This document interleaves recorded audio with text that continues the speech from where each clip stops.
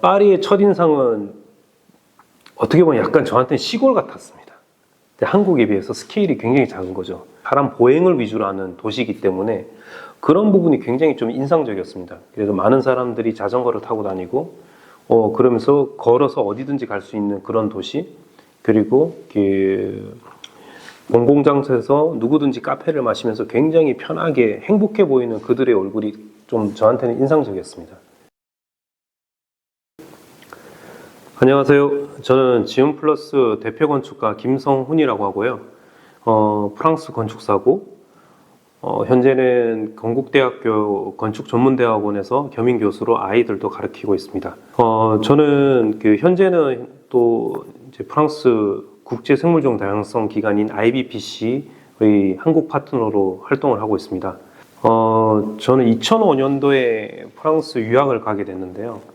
유학을 가게 된 가장 큰 이유는 프랑스의 어떤 건축도 건축이지만 도시계획에 대해서 굉장히 관심이 많았었고, 특히 그 당시에 프랑스에서 지속 가능한 도시에 대해서 굉장히 이야기를 많이 하고 있던 터라 건축과 도시의 관계, 그리고 어떤 미래에 대한 어떤 고민, 환경에 대한 고민, 이런 부분들을 좀 더 배우고 싶어서 이제 프랑스를 가게 됐고, 거기서 사람 일이라는 게 모르지 않습니까? 처음에 그렇게 제가 오랫동안 있을 거라고 생각을 못 했는데, 취직을 하게 되면서 약 10년, 11년 정도의 어떤 실무를 하고 2018년에 한국에 귀국을 하게 됐습니다. 저는 처음에 프랑스 회사 다녔던 회사는 전형적인 이제 도시계획, 그리고 건축 중에서도 사회주택이나 주거를 많이 하는 전형적인 프랑스 건축사무소 아뜰리에 리옹이라는 곳에서 이제 5년 동안 도시건축가로 활동을 했었고요. 나머지 5, 6년 정도는 국제 프로젝트를 많이 하는, 인터내셔널 프로젝트를 많이 하는 아키텍처 스튜디오라는 곳에서 이제 팀장과 수석 디자이너로 활동을 하고 한국에 이제 귀국을 하게 됐습니다. 건축가 또는 건축사라고도 합니다. 이제 건축가라는 직업은 건물을 짓기 전에 여러 가지 어떤 정의가 있을 수가 있습니다. 첫 번째로는 건물을 짓기 전에 건축 계획 설계를 하는 사람입니다. 우리가 이제 설계란 이야기를 굉장히 많이 지금 하잖아요. 보험 설계도 있고, 예를 들어서 금융 설계도 있는데, 그 설계란 단어가 제가 알기로는 건축에서 나온 걸로 알고 있습니다. 그만큼 건축이라는 거는 종합적으로 아주 공간뿐만 아니라 엔지니어적인 어떤 측면에서 이 모든 부분들을 기획을 하고 설계하는 역할입니다. 우리가 단순하게 이제 한 건물을 봤을 때 이 건물이 그냥 어떤 기능에만 국한돼서도 안 되고, 그렇다고 어떤 미적인 측면에서만 국한돼서는 안 됩니다. 이 두 부분을 동시에 동시다발적으로 아주 여러 가지 협업을 통해서 이제 만들 수 있는 그런 것을 이제 건축 설계라고 하는데요. 다른 말로는 또 건축가를 셰프도 오케스트라라고도 하기도 합니다. 오케스트라의 어떤 셰프 같은 역할을 하는 거죠. 저희 분야에서는 방금 말씀드린 대로 어떤 미적인 뿐만 아니라 여러 가지 엔지니어들과 이제 협업을 할 수밖에 없거든요. 이제 우리가 흔히 말하는 건물이 쓰기 위한 구조라든지, 아니면 히팅, 아니면 에어컨 등의 어떤 설비라든지, 전기라든지, 그리고 환경이라든지, 토목, 조경, 이런 여러분들과 협업을 하면서 이런 공간을 만들어내는 역할을 하는 사람이 이제 건축가고요. 이 건축가는 말 그대로 여러 엔지니어의 어떤 수장 같은 역할을 한다고 좀 볼 수 있습니다. 이게 저희가 이제 생각하는 일반적인 건축가의 이제 역할이고, 제가 내리는 또 건축가의 역할은 조금 다릅니다. 제가 이제 프랑스에서 이제 프랑스 건축사를 따면서 교육을 받으면서 어떤 이야기를 들었냐면, 프랑스 같은 경우는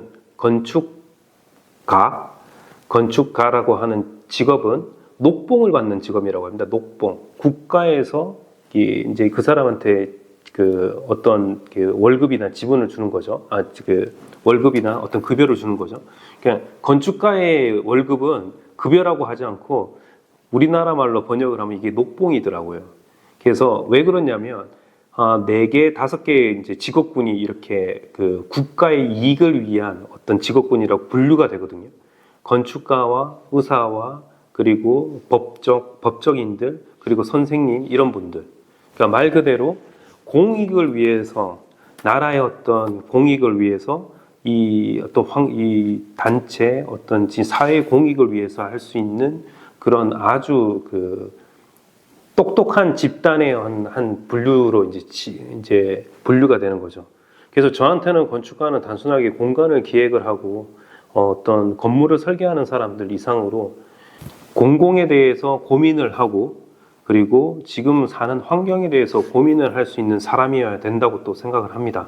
그런 측면에서는 또 굉장히 중요하고 마지막으로 어떻게 보면 건축가는 또 서비스를 제공하는 사람 중에 하나입니다. 저희가 이제 사실 사업자 등록 중에 이제 건축 사무소나 저희 디자인 회사 같은 경우는 업종이라고 하지 않습니까? 그게 이제 서비스로 분류가 됩니다. 그 서비스라고 하면 말 그대로 클라이언트한테 최대의 어떤 이익이라든지 클라이언트가 원하는 어떤 그분이 생각하는 어떤 공간의 상상을 가장 아름답고 풍요롭게 만들어내는 직업 중에 하나가 어떻게 보면 건축가거든요. 그래서 건축 전문가로서 건축에 관심을 되게 갖게 되고 왜 프랑스로 가셨습니까? 저는 사실은 프랑스로 가기 전에 프랑스 문화에 대해서는 전혀 몰랐었고요. 단순하게 이제 도시 계획이 굉장히 잘 돼 있다는 이야기를 들었습니다. 저는 처음에 건축이란 어떤 직업도 굉장히 멋있었지만 이 도시 전체를 계획을 할 수 있고 그리고 도시와 건축가의 관계의 모색에 대해서 고민을 하는 그런 프랑스 건축가들의 어떤 자세가 너무 좋았었거든요. 그래서 이제 프랑스를 이제 택하게 됐습니다. 처음에 좀 후회를 좀 했었어요. 불어가 너무 어려워서 야, 이거 너무 잘못 선택한 게 아닌가 하는 생각을 했는데 점점 1년, 2년, 3년, 4년이 지나가면서 저도 이제 프랑스 생활에 익숙해지고 그리고 이제 시야가 이제 트이게 되더라고요. 프랑스 사회, 어떤 프랑스 문화, 도시 특히 그리고 건축이 이제 보이게 되면서 좋은 건축이 어떤 건축이고 도시와 공생할 수 있는 건축이 어떤 건축인지 이제 배우게 됐습니다. 그래서 그런 부분들을 배우기 위해서 이제 프랑스로 가게 된 거고 그 부분에 대해서 굉장히 제가 지금 만족을 하고 있고 어떤 프랑스 출신의 한국 건축가보다 프랑스를 좀 더 많이 알고 있다 이렇게 좀 자신을 할 정도로 이제 오랫동안 생활을 하면서 실무도 하면서 이렇게 많은 것을 경험하고 온 것 같습니다. 조금 전에 말씀하신 대로 프랑스는 가장 도시 계획이 잘 된 곳 중에 하나입니다. 전 세계적으로 제 기준으로 봤을 때 저는 사실은 굉장히 많은 도시들을 이제 여행을 하고 또 출장을 다녔었는데 개인적으로는 아직 파리를 이기는 도시를 못 본 것 같습니다. 그 이유 중에 하나는 굉장히 오랜 시간에 걸쳐서 많은 지도자들이 그리고 많은 장들이 그리고 많은 시장들이 많은 시도를 한 곳이기 엄청난 많은 실험을 한 도시이기도 합니다. 그건 너무나 당연합니다. 파리가 가지고 있던 어떤 문화 예술의 중심지이면서도 동시에 많은 인구를 수용을 해야 되고 그리고 전 세계적으로 어떻게 보면 어떤 교류와 어떤 교통과 경제의 중심지이기도 하기 때문에 자연스럽게 그런 시도들이 모여 있다고 설명을 좀 드릴 수가 있거든요. 그리고 제가 이제 특히 이제 콕 집어서 이제 프랑스를 선택했었던 이유 중에 하나는 공공 장소에 대한 어떤 그들의 이해도 그리고 외부 공간에 대한 어떤 이해도 이런 부분들이 굉장히 좀 그 당시에 저한테 매력적으로 좀 느껴졌습니다. 그래서 프랑스를 선택을 하게 되었고 그래서 제가 도시계획을 먼저 배우고 향후에 건축 마스터 과정을 했습니다. 그래서 제가 이제 어떻게 보면 총 그쪽에서 딴 학위가 총 이제 2개가 있는데요. 건축사 빼고 첫 번째 학위가 포스트 디플롬이라는 도시 건축가, 그러니까 도시 계획을 기본으로 한 건축가 과정을 배우고 그 다음에 배웠던 게 이제 건축가 과정이었습니다. 그렇기 때문에 저한테는 프랑스라는 나라가 도시 계획이 굉장히 잘 짜여져 있는 나라에 있기 때문에 유럽 근처에 있는 네덜란드나 영국보다 아니면 미국보다 프랑스를 이제 택하게 됐습니다. 예. 프랑스에서 첫날을 잊을 수가 없습니다. 저희가 이제 제가 이제 결혼을 해서 결혼 첫 해 때 어떻게 보면 저희 부인하고 이제 같이 가게 됐는데, 밤에 내렸을 때 제가 첫 본 그 프랑스의 풍경은 성이었습니다. 성. 그 시골에 있는 그 성과 그리고 하늘에 있는 별을 봤습니다. 그래서 야, 정말 멋있구나. 그러면서 또 걱정도 됐었죠. 야, 이제 앞으로 여기서 삶을 어떻게 좀 살아야 되나. 근데 이제 성을 이제 보면서 어떤 걸 느꼈냐면, 정말 이곳이라는 게 문화유산이 잘 보존되어 있는 곳이구나. 그리고 제가 처음 1년 동안 어학을 했었던 곳은 그 프랑스어죠. 프랑스 말을 전문적으로 이렇게 교육을 시키고 우리나라처럼 국문과 같은 경우인 거죠. 그런 그 학교가 굉장히 발달된 어떤 도시였거든요. 그리고 중세 도시이기 때문에 그런 문화유산이라든지 그 예전의 건물들이 굉장히 보존이 잘 된 옛 도시입니다. 근데 거기서 이제 제가 1년을 하면서 어학을 배우게 됐었고, 그리고 한 6개월, 5개월 만에 제가 파리를 처음 갔었어요. 파리의 첫인상은 어떻게 보면 약간 저한테는 시골 같았습니다. 한국에 비해서 스케일이 굉장히 작은 거죠. 가장 큰 이유 중에 하나는 대로의 어떤 범위였죠.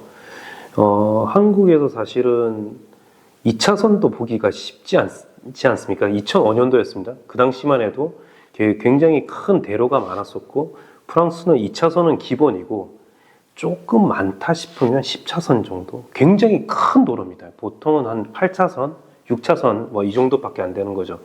그 이유 중에 하나가 예전에 어떤 그 도시 구조도 있지만 기본적으로 그 사람들이 사람 보행을 위주로 하는 도시이기 때문에 그런 부분이 굉장히 좀 인상적이었습니다. 그래서 많은 사람들이 자전거를 타고 다니고, 그러면서 걸어서 어디든지 갈 수 있는 그런 도시, 그리고 그 공공장소에서 누구든지 카페를 마시면서 굉장히 편하게 행복해 보이는 그들의 얼굴이 좀 저한테는 인상적이었습니다. 그래서 그런 부분들이 파리의 어떤 첫 인상이었다고 좀 말씀드릴 수 있겠습니다.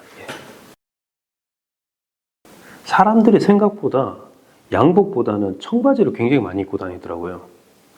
그럼 왜 그런가 이렇게 생각을 했는데, 이 사람들이 어디든지 이렇게 털썩털썩 잘 앉아요. 그 광장에 있으면 그 광장에 경사가 이렇게 기울어져 있는데 거기에 사람들이 누워 있는 사람들도 있어요. 심지어.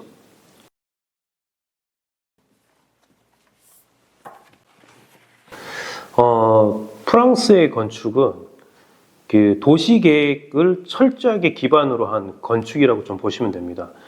나 혼자 튀는 건축은 없어요. 항상 도시 계획이라는 어떤 범위 내에서 주변하고 조화로우면서, 그리고 튀지 않으면서도 자기 색깔을 가지는 건축이라고 좀 보시면 될 것 같습니다. 여러 가지, 건축에는 여러 가지 분야가 있는데, 크게는 우리가 퍼블릭 아키텍처라고 하죠. 이제 공공건축, 프라이베이트 아키텍처라는, 그러니까 민간 건축으로 이렇게 구분될 수가 있는데, 특히 공공건축 같은 경우는 한국도 마찬가지지만 그 지역성과 공공성에 대한 고민을 굉장히 많이 하고, 그리고 주변과의 어떤 문화유산, 워낙 그 프랑스 같은 경우는 문화유산이 많기 때문에 주변 맥락하고 어울릴 수 있는 그런 그 쉐입이라든지 인면이라든지 공간 계획을 해야 됩니다. 그 범위 내에서 건축물이 나와야지 이 전체 도시에 녹아들 수 있는 그런 건물이 되는 거죠. 가령 예를 들어서 이 프로젝트 같은 경우는 그 뿌아띠에라는 파리 남부 쪽에 위치한, 프랑스 남부 쪽에 위치한 프랑땅 백화점을 리모델링한 사례입니다.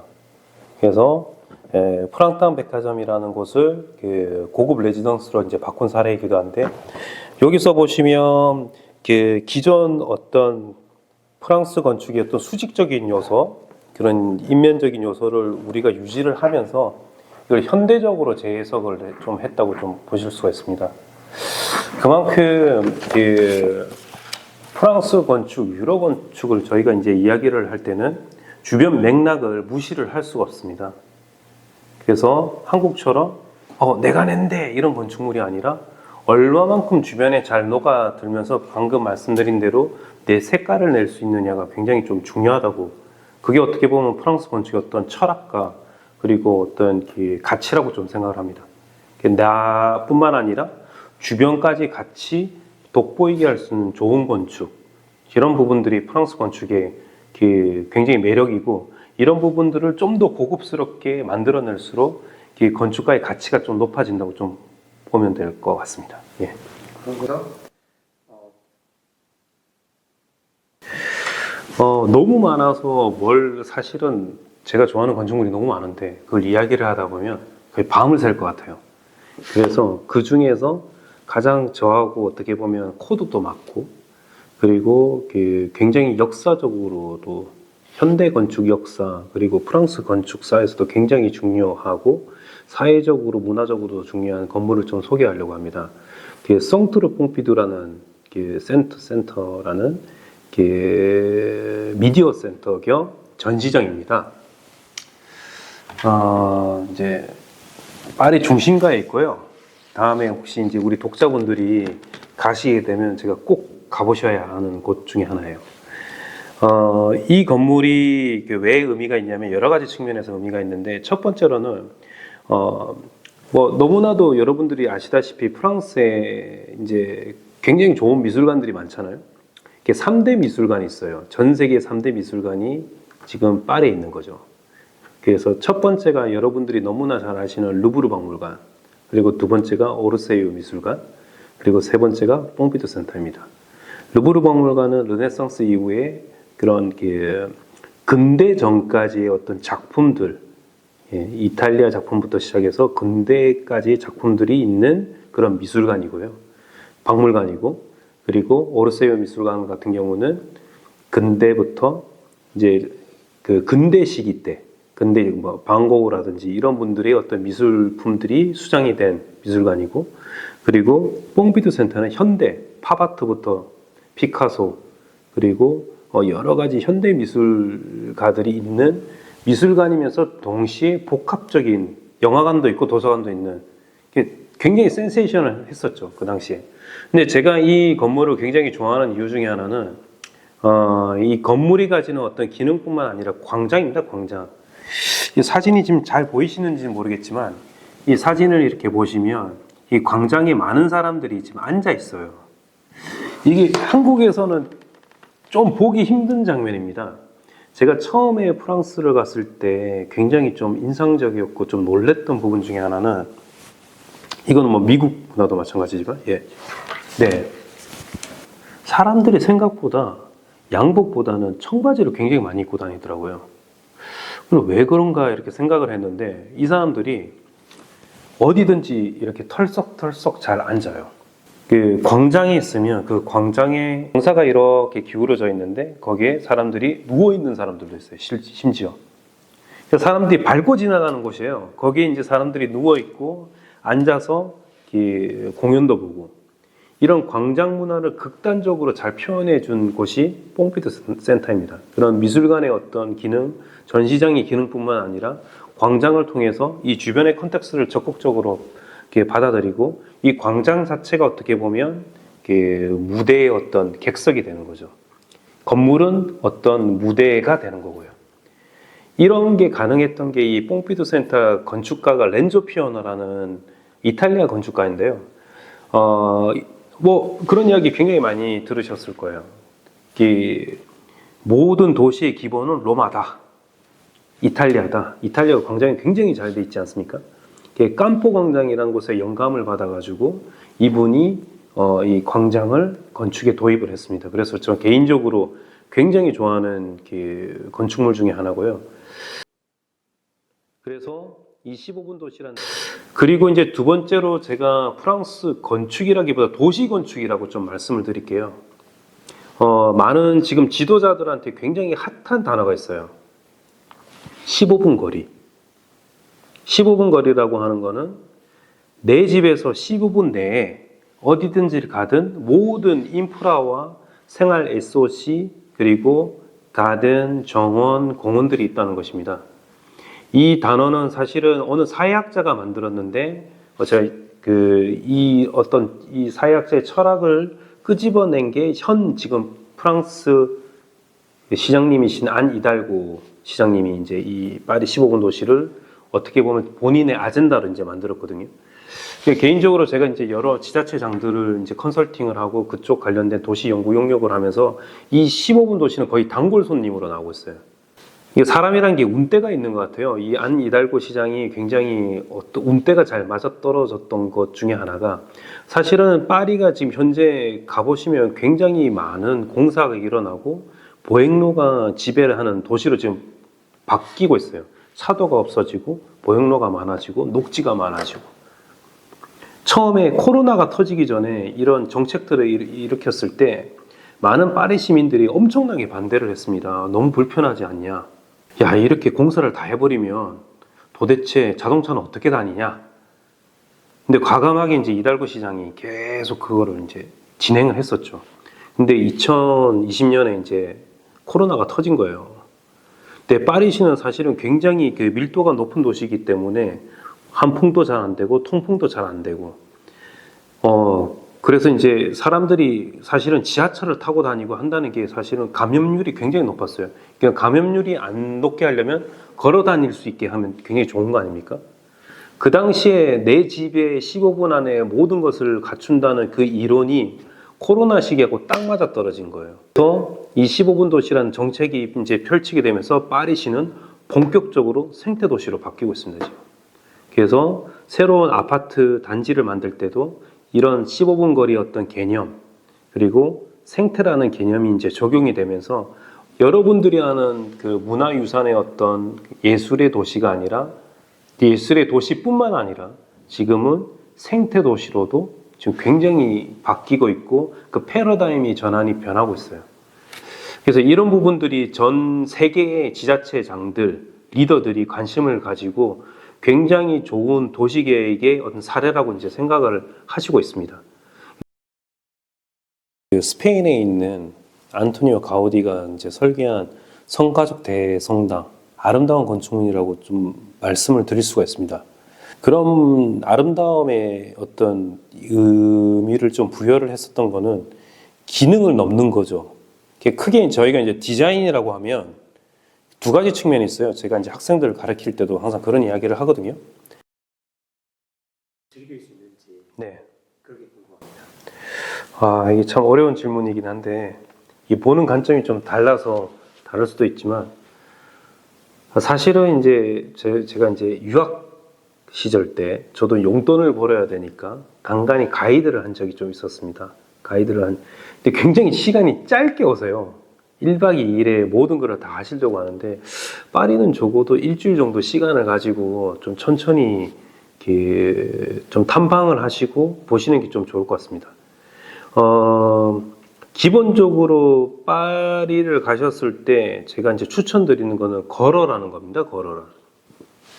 파리가 그리 크지가 않습니다. 파리 중심에서 외곽까지 도보로 1시간 반 정도면 걸어갈 수 있는 거리예요. 그게 굉장히 작아요. 굳이 뭐 차를 타고 갈 필요도 없고요. 걸으면서 곳곳에 그런 그 파크나 카페라든지 이런 부분들을 좀 즐기라는 표현을 좀 쓰고 싶습니다. 좋은 레스토랑을 가는 것보다 좋은 공원도 많고 좋은 카페들이 많으니까 이런 샌드위치도 좀 드시고 그리고 그런 그 레스토랑에 앉아서 식사하시는 것도 좋지만 그런 그 빵도 이렇게 걸어 다니면서 좀 드셔보고 그런 낭만을 좀 즐기셨으면 좋겠어요. 그리고 파리 근교를 좀 가보시면 파리시가 작지만 근교를 가보시면 방금 제가 말씀드린 굉장히 많은 공사가 지금 일어나고 있습니다. 그 단지 계획이라든지 이런 부분들을 조금 건설이라든지 건축에 좀 관심이 있으신 분들이 보면 우리가 흔히 아는 그런 그 파리 오스만 건물, 그 전통적인 건물뿐만 아니라 굉장히 새로운 건물들이 높은 용적률을 가지고 지금 지어지고 있습니다. 그런 부분들도 눈여겨보시면 파리의 또 색다른 어떤 묘미를 좀 보실 수가 있고요. 마지막으로 좀 말씀드리고 싶은 거는 여러분들이 모르시는 문화예술뿐만 아니라 공원이 굉장히 잘 돼 있는 도시 중에 하나가 파리입니다. 정말 100m 간격으로 200m 간격으로 곳곳에 공원과 작은 포켓 공원이 있어서 어디든지 사람들이 가다가 이제 쉴 수 있고 즐길 수 있는 그런 공공장소가 굉장히 잘 돼 있어요. 그렇기 때문에 파리를 다음에 가셨을 때는 첫 번째는 많이 걸으셔라. 두 번째는 좋은 레스토랑에 가는 것보다는 한 손에 샌드위치를 들고 음료수를 들고 걸어 다니면서 공원에 앉아서 좀 가족들하고 연인들하고 같이 그런 낭만도 좀 즐기셔라. 이런 부분들을 꼭 제가 추천하고 싶습니다. 예. 네. 저는 그 스페인에 있는 안토니오 가우디가 이제 설계한 성가족 대성당을 가장 이제 제 기준으로는 아름다운 건축물이라고 좀 말씀을 드릴 수가 있습니다. 그렇다고 제가 제일 좋아하는 건축물은 아닙니다. 아름다운 건축물이라고 지금 말씀드린 거고요. 그런 아름다움의 어떤 의미를 좀 부여를 했었던 거는 기능을 넘는 거죠. 크게 저희가 이제 디자인이라고 하면 두 가지 측면이 있어요. 제가 이제 학생들을 가르칠 때도 항상 그런 이야기를 하거든요.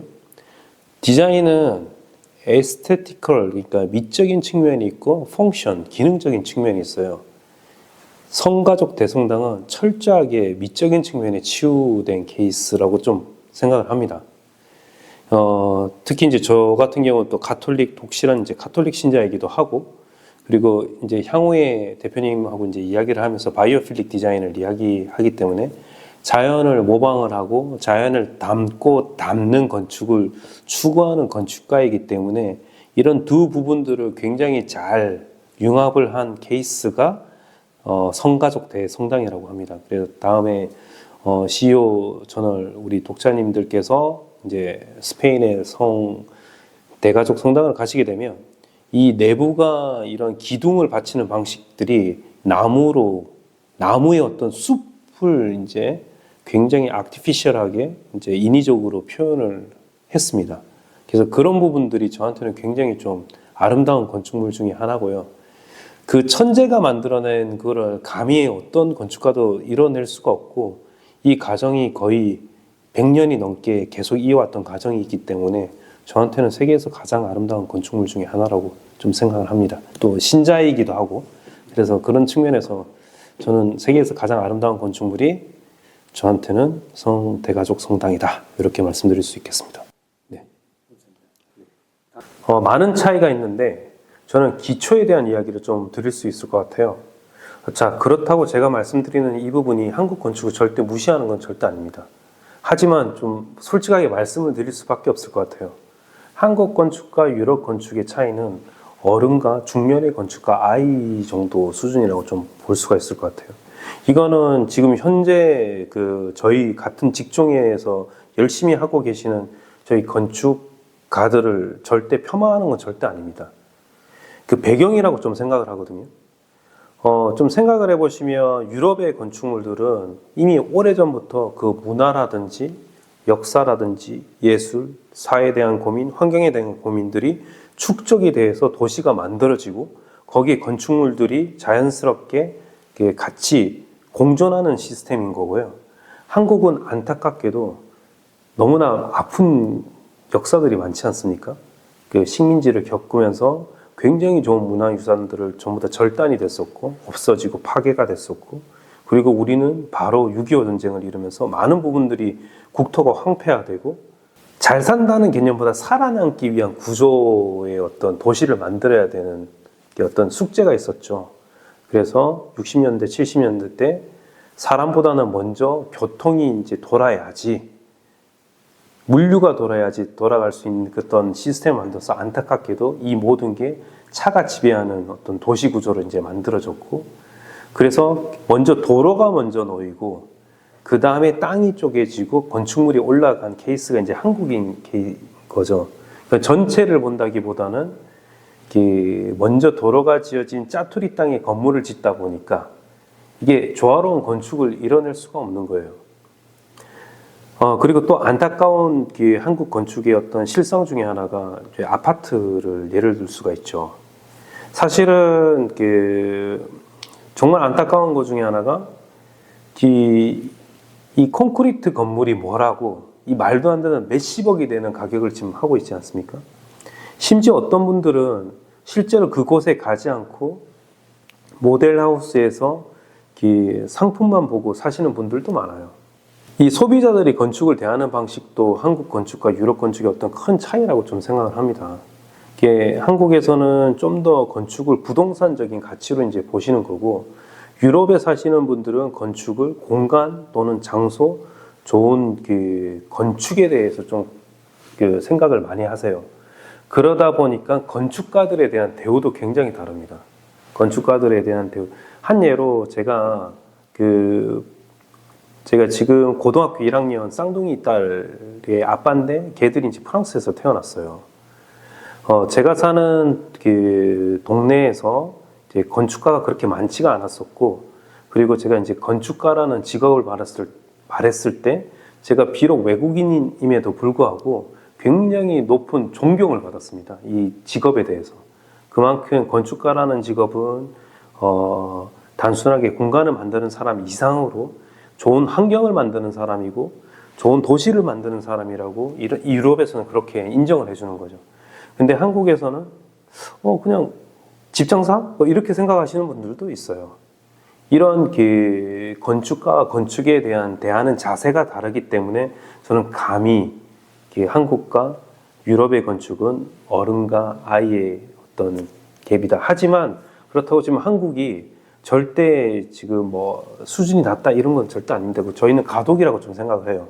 이제는 어떤 자본주의 논리에 의한 건축뿐만 아니라 정말 환경도 생각을 하고 주변도 생각할 수 있는 건축물이 조금씩 만들어지고 있기 때문에 굉장히 고무적이라고 좀 생각을 합니다.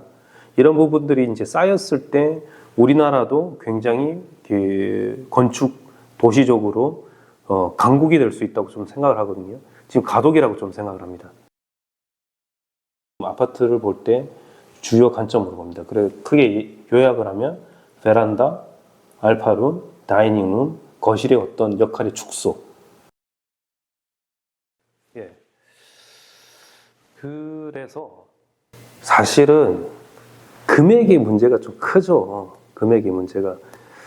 이 역시 좀 안타까운 현실 중에 하나인데 저희는 땅값이 너무 비싸요. 건축비에 비해서.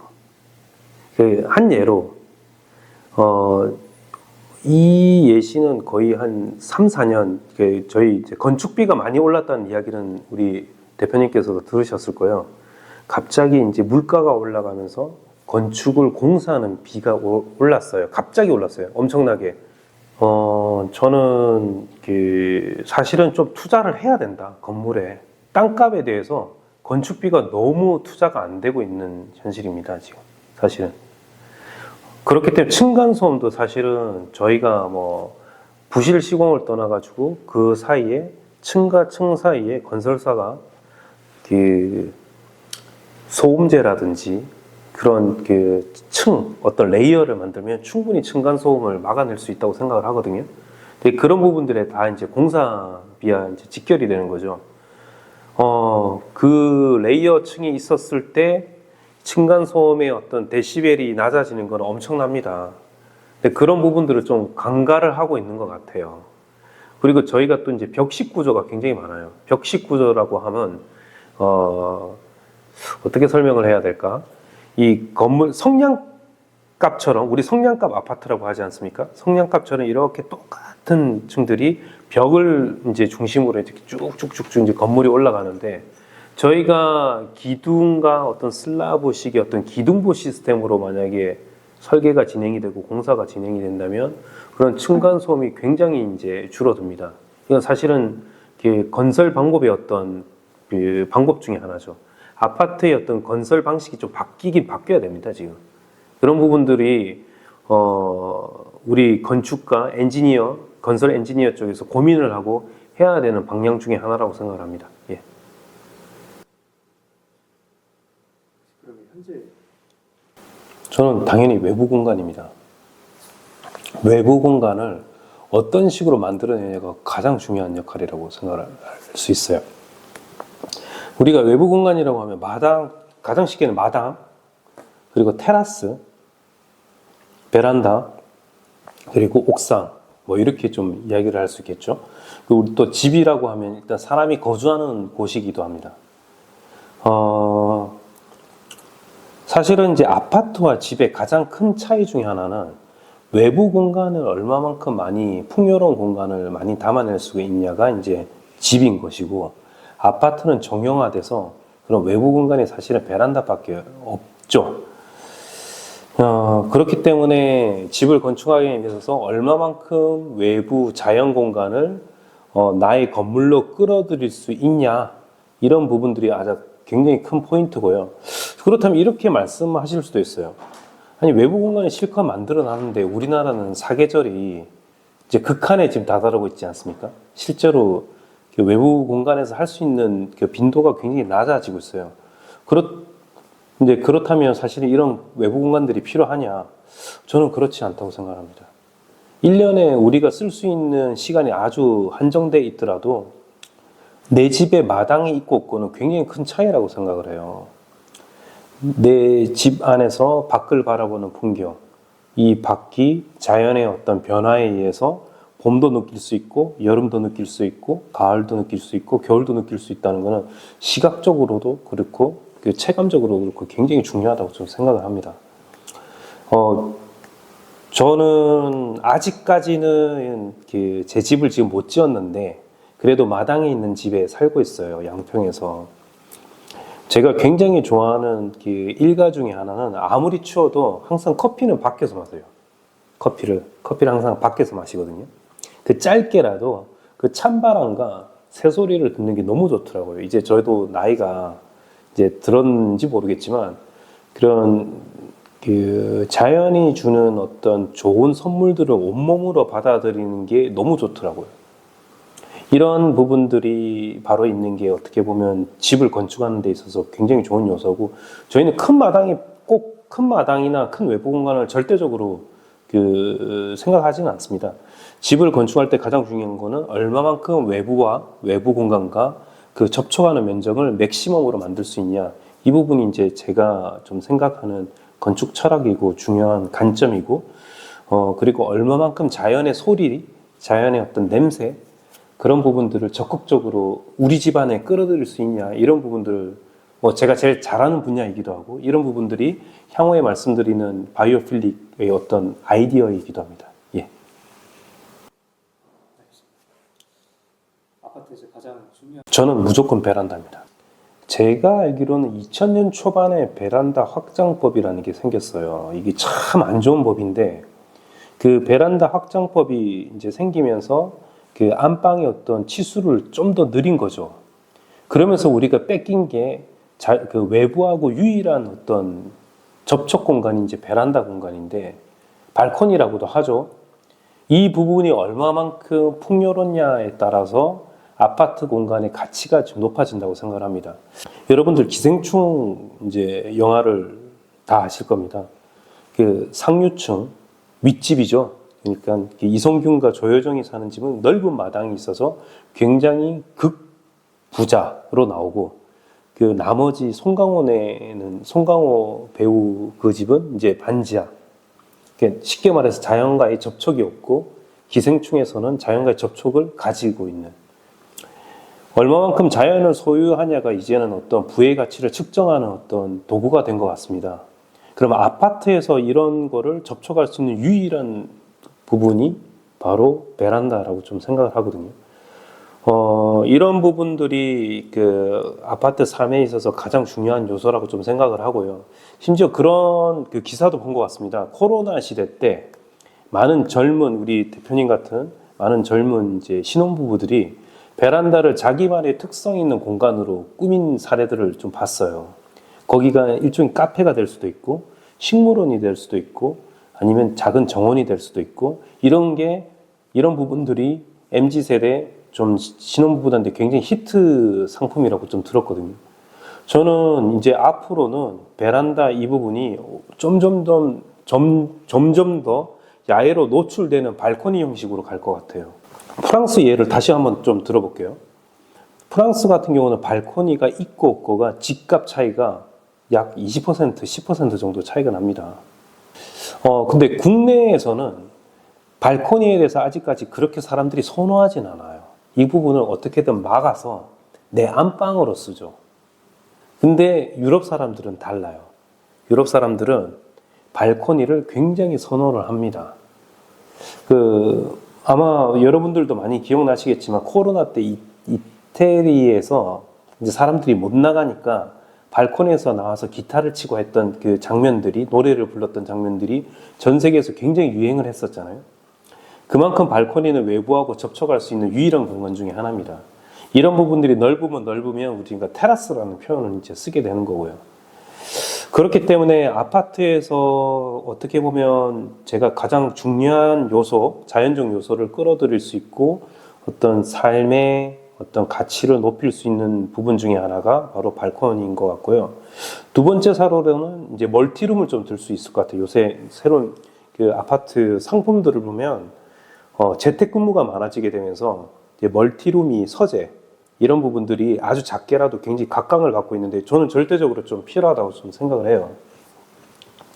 개인적으로 저도 우리 그 직원들하고 어떤 일이나 타 엔지니어 협업만 아니면 집에서 일하는 걸 굉장히 좋아하거든요. 저 같은 경우도. 근데 재택근무를 좋아하는 분들이 점점점 많아진 거죠. 영상회의가 가능하고. 그렇다면 이제 아파트 이제 공간을 만들 때도 이런 알파룸이라든지 그런 멀티룸이 있는 거는 굉장히 좀 중요한 요소라고 생각을 하고요. 그리고 이 앞서 말씀드린 발코니와 베란다 이후로 제가 이제 리노베이션을 했을 때 또 중요한 공간 중에 하나가 식당인 것 같아요. 식당. 자, 거실의 역할이 바뀌었어요. 거실의 역할이. 왜? 핸드폰 때문에.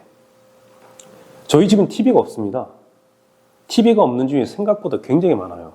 TV가 없어도 지금 각종 매체나 인터넷이나 스마트폰을 통해서 충분한 정보라든지 모든 영상이라든지 이런 걸 접할 수가 있어요. 특히 OTT가 들어서면서 우리는 얼마든지 접속을 할 수가 있는 거죠. 굳이 TV에 얽매일 필요가 없어요. 자, TV가 없어지면서 어떤 역할이 생겼냐면 거실의 역할이 좀 줄어들었습니다. 저희 집 같은 경우는 거실에서 활동하는 시간이 굉장히 작아요. 거실은 어떻게 보면 저희 집사람이 거의 차지를 하고 있고요. 주로 가족들끼리 가장 이야기를 많이 하는 곳이 식당이에요. 예전에는 거실에서 이제 TV가 있었기 때문에 사람들이 옹기종기 모여서 주로 이제 아버지가 그때 채널을 가지는, 아버지 엄마가 이제 채널을 가지는 어떤 권력자였죠. 그런데 핸드폰이 생기고 아이들이 전부 다 스마트폰이 생기면서 굳이 가족들끼리 같이 모여서 뭔가 뭐를 안 봐도 되는 거지. 그렇다면 유일하게 가족들의 어떤 소통 공간 중에 하나가 바로 식당인 것 같아요. 이런 부분, 그래서 이제 새로운 아파트 리노베이션을 한다거나 계획을 할 때 식당을 얼마만큼 잘 하냐. 이게 바로 이제 굉장히 중요하다고 좀 생각을 합니다. 다이닝룸이라고 하죠. 다이닝룸이라고 하죠. 그래서 그 조명이라든지 그리고 부엌으로부터 동선이라든지 테이블, 좋은 테이블과 좋은 의자를 놔두는 것도 굉장히 좋은 역할이라고 생각을 해요. 그러니까 가령 예를 들면 이제 혼자 사시는 분이라고 좀 생각을 해봅시다. 그분한테 과연 이제 거실이 필요하냐 이거죠. 오히려 그 최근에 그 누구죠? 그 가수 중에 화사라는 배우 가수 같은 경우는 거실에다가 방을 만들었잖아요.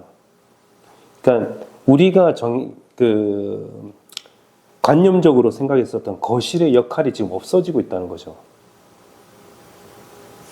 그 이유 중에 하나는 핵가족화도 있고 이런 스마트폰의 어떤 발전도 있고 그 거실에 놓여 있는 소파나 이런 공간들을 좀 더 줄이고 오히려 그 공간을 다이닝룸이라든지 아니면 다른 알파룸이라든지 이런 부분들을 충분히 재배열을 할 수 있다. 이런 부분들이 점점점 상품화되고 있는 걸 좀 저희 아파트 시장에서도 볼 수가 있습니다. 그거는 라이프 스타일이 좀 변해서 그렇다고 생각을 해요. 예, 그런 부분들을 저는 좀 아파트를 볼 때 주요 관점으로 봅니다. 그래 크게 요약을 하면 베란다, 알파룸, 다이닝룸, 거실의 어떤 역할의 축소. 예, 이런 부분들 좀 네 가지로 좀 요약할 수 있겠네요. 예. 자연과 인간이 공존하고 자연을 담고 자연의 어떤 생태계를 모방할 수 있는 그런 건축물이 바로 바이오필릭 건축물이다. 저는 자연이 약간 종교 같다고 좀 생각이 좀 듭니다. 나이가 들면 들수록. 맑은 하늘을 볼 수 없다는 게 굉장히 이렇게 슬픈지 몰랐어요, 저는. 왜냐하면 프랑스에 있으면서, 미세먼지에 대해서 고통을 겪어본 적이 없었기 때문에. 근데 이제 한국에 와서 이렇게 맑은 하늘을 어느 순간에 못 본다는 게 굉장히 좀 충격적이었습니다. 그래서 저는 이제 어떻게 보면 저희 가족은 양평이라는 곳을 이제 택하게 됐는데, 굉장히 불편해요. 서울로 이제 올 때는 많은 그 시간이 소요가 되고, 근데 이런 부분들이 다 보상을 받을 때가 있어요. 앞서 말씀드린 대로 아침에 나가서 커피를 마신다든지, 주말에 마당에서 책을 읽는다든지, 따뜻한 햇빛, 너무나 단순하고 너무나 당연한 건데, 따뜻한 햇살을 받을 수가 있고, 그리고 새 소리를 들을 수 있고, 벌레 소리를 들을 수 있고, 바람을 느낄 수 있다는 것은 굉장히 좀 축복이라고 생각을 합니다. 인간은 태어날 때부터 DNA 자체가 굉장히 자연에 기속된 그 DNA라고 들었습니다. 우리는 결국은 자연을 찾을 수밖에 없어요. 근데 이런 부분들이 점점 현대 사회가 굉장히 발전을 하면서 더 그런 것 같아요.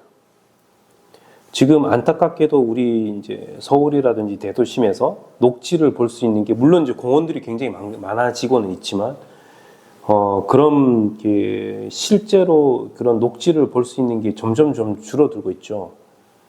그렇기 때문에 사람들은 굉장히 좀 각박해지고, 남에 대한 배려도 없어지고, 풍요로운 어떤 여유가 좀 없어졌다고 생각합니다. 자연은 사람한테 여유로움과 풍요로움을 주기 때문에 건축과 도시에 있어서 자연, 녹지는 굉장히 중요하다고 생각합니다. 예.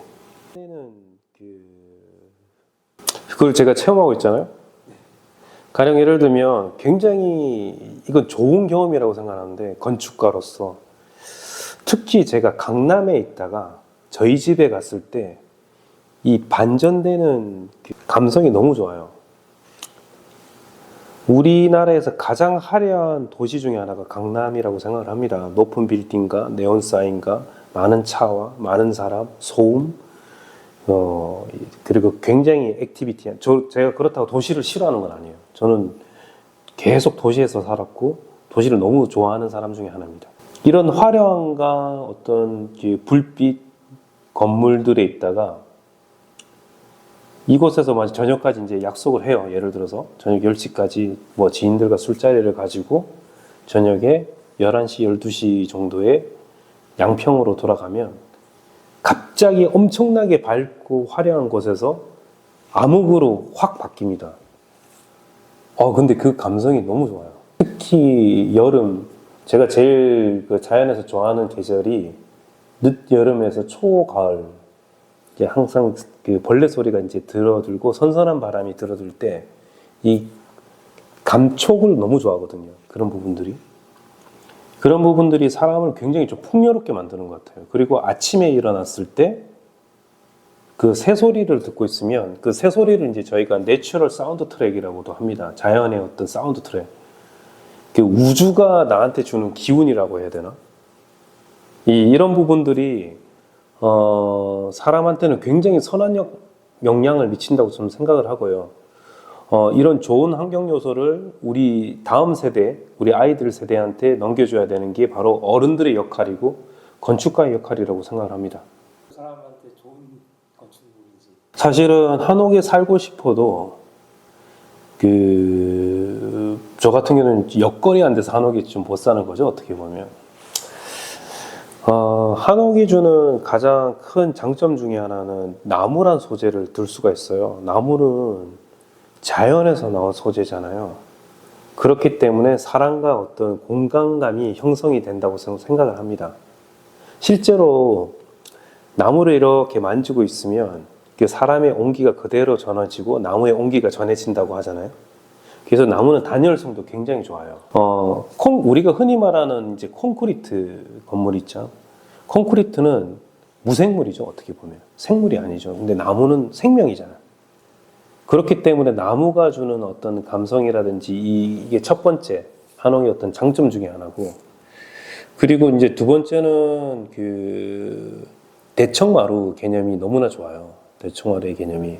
대청마루의 개념이 너무나 좋아서 자연 환기라든지 통풍이라든지 그리고 온돌바닥 이런 부분들은 기본적으로 사람의 어떤 건강이라든지 정신적 건강에 좋을 수밖에 없다고 생각합니다. 그리고 가장 큰 장점 중에 하나가 착경이죠. 착경, 경치를 끌어들이는 어떤 장치. 기본적으로 우리나라의 어떤 한옥 구조는 착경과 앞마당, 뒷마당을 기본적으로 하고 있는 구조이기 때문에 앞서 제가 이제 집을 건축할 때 어떤 부분을 좀 중요하게 여긴다고 말씀드렸잖아요. 자연의 요소를 얼마만큼 끌어들이냐. 이게 한옥이 그렇다고 좀 생각을 합니다. 한옥이 그런 부분들을 맥시멈으로 그 자연과의 면적을, 외부와의 면적을 극대화시킨 어떤 공간 구조가 아니지 않나. 그래서 이제 한옥은 굉장히 우수한 건물이라고, 우수한 건축물이라고 생각을 합니다. 사실은 바이오필릭이란 단어는 바이오필리아에 기반을 했습니다. 그 바이오라는 생명과 필리아라는 애정이란 두 단어의 합성어로 에드워드 월슨이라는 건축학자가 이제 만든 단어입니다. 번역을 하면, 직역을 하면 자연을 사랑하는, 자연을 애증하는 그런 디자인을 바이오필릭 디자인이라고 합니다. 사실은 단어는 굉장히 거창한데 이미 우리나라 전통 건축도 그렇고 상당히 많은 그 건축들이 바이오필릭을 이제 표방을 하였습니다. 근데 안타깝게도 산업화가 진행이 되고 대량 생산이 되면서 자연이라는 요소를 배제를 하고 아무래도 이제 공급을 해야 되는 어떤 시기이기 때문에 이런 바이오필릭 디자인이 점점점 이제 없어지고 이런 철학들이 없어지게 된 거죠. 재밌는 거는 좀 전에 기생충 이야기를 좀 했지만 사람들은 기본적으로 DNA가 자연의 리턴 투 내처럴이죠. 자연으로 돌아가는 그런 감성을 가지고 있는 거죠. 그리고 자연의 요소에서 항상 우리가 아름다움을 느낀다는 거죠. 이런 부분들을 다시 극대화시킨 게 바이오필릭 디자인이고요. 정확한 정의는 그렇습니다. 자연과 인간이 공존하고 자연을 담고 자연의 어떤 생태계를 모방할 수 있는 그런 건축물이 바로 바이오필릭 건축물이다. 그래서 이제 한 예로 제가 이제 이 디자인을 극단화시켰던 게 국립수목원에 있는 수피오레라는 건축물입니다. 그 포천에 있는 국립수목원에 있는 어린이를 위한 숲 학교죠. 발주처는 국립수목원이고 생태계와 자연의 중요성을 알릴 수 있는 어떤 숲 학교를 만들자는 게 이제 건축주의 의도였습니다. 그래서 저는 그 벌집 모양을 이렇게 선택을 하게 된 거죠. 벌집 모양을. 이게 벌집은 너무나 잘 알다시피 생태계에서 촉매 역할을 할 수 있는 아주 중요한 그 생물이고 그 생물들이 사는 어떤 집합체이기도 하죠. 거기서 이제 모티브를 얻은 거예요. 이 헥사곤의 어떤 모티브를 이제 만들어서 각 공간마다 어떤 성격을 부여를 하고 기존에 있는 나무와 수목을 기준으로 건물이 배치가 되고 열린 구조로 만들었습니다. 그래서 바이오필릭에서 그 요구하는 어떤 요소들을 거의 만족을 시킨 거죠. 기존의 자연을 얼마만큼 잘 담고 그리고 잘 모방을 했고 닮았고 그리고 이 자연과 인간과 공간이 공존하는 시스템을 만들었죠. 이게 어떻게 보면 제 바이오필릭 디자인의 어떤 결정판이기도 하고 시작점이기도 합니다. 그래서 이런 부분들이 앞으로도 우리나라 어떤 건축계라든지 아니면 도시에도 그리고 여러 곳에도 곳곳이 많이 일어나기를 좀 기대를 해봅니다.